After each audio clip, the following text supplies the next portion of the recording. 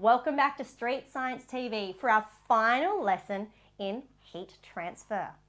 I'm Jess, and so far we've explored a whole bunch of concepts, talking about heat as a type of energy that makes particles of substances move. We've talked about heat transfer through radiation, heat transfer through convection, and we're going to finish now talking about conduction.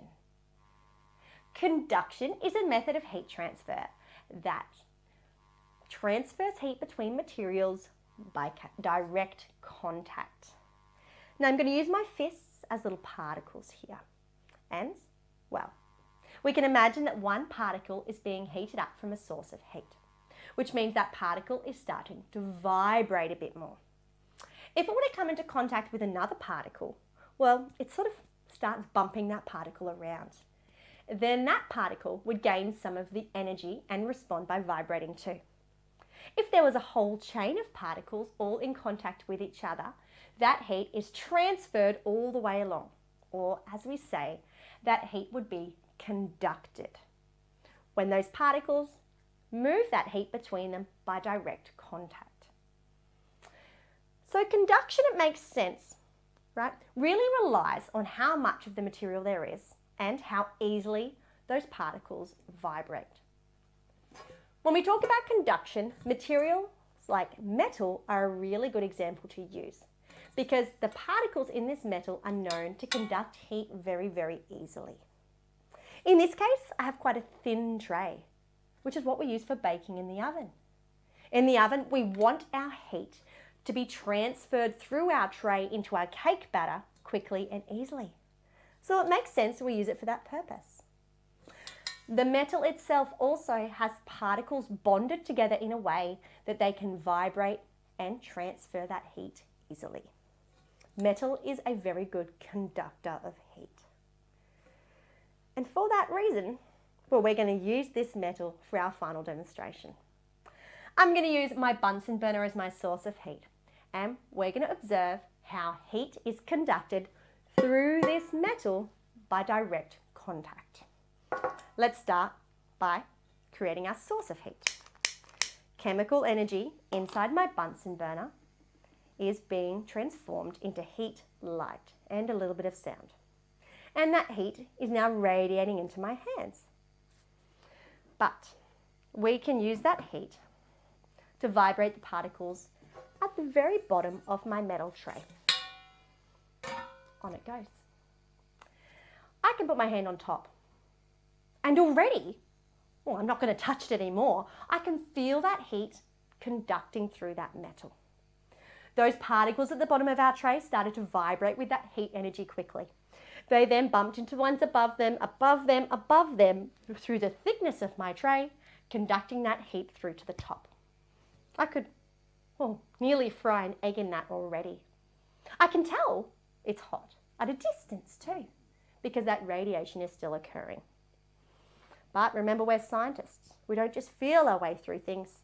I can even tap my thermometer against the top of that metal. And we can prove, since that temperature is increasing, that those particles of metal have conducted the heat all the way through into my thermometer. Now, we can bring in another substance here to really observe how much heat has been conducted through. A balloon?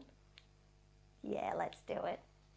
I'm not sure about your experience, but from what I've come across, balloons and heat do not mix very well. That's because when they're inflated, the particles of this rubber are already so stretched that any little bit of movement in those particles, any extra heat energy, will break apart those bonds and let's see, hey? Let's see if our balloon can demonstrate for us how much heat energy has conducted through that tray in 3, 2, 1. That worked quite well, didn't it? The instant that rubber touched my metal tray, my balloon burst, showing us that by direct contact, that transfer of heat occurred, making those particles vibrate and poof. But shall we see if we can take it one step further? Yeah? Should we give it another go? Let's introduce one more substance. Let's introduce some water. Now I know it looks like a balloon, but trust me on this. I've actually got some water sloshing around inside that balloon as well as the air above it. What we're going to do is we're going to directly contact our metal tray with our rubber balloon.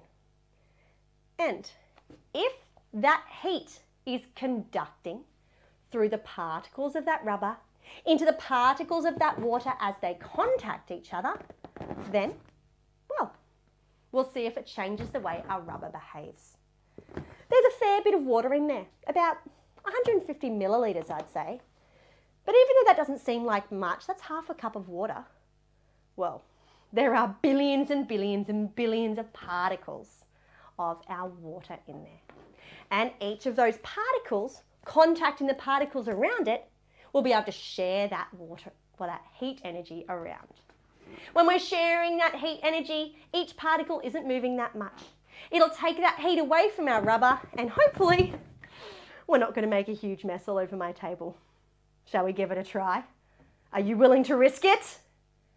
Yes, I know how to do this safely, my scientists. I'm going to turn on my Bunsen burner again.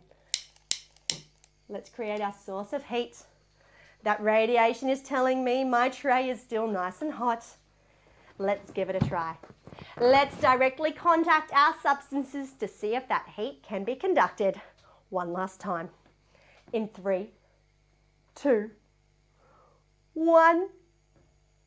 We have contact. In fact, I'm holding that balloon on there and it's not popping. That balloon is directly contacting that metal, moving it around just a little bit, and that heat is acting very differently. That heat is being transferred from a material it will damage to our water, a material that it won't.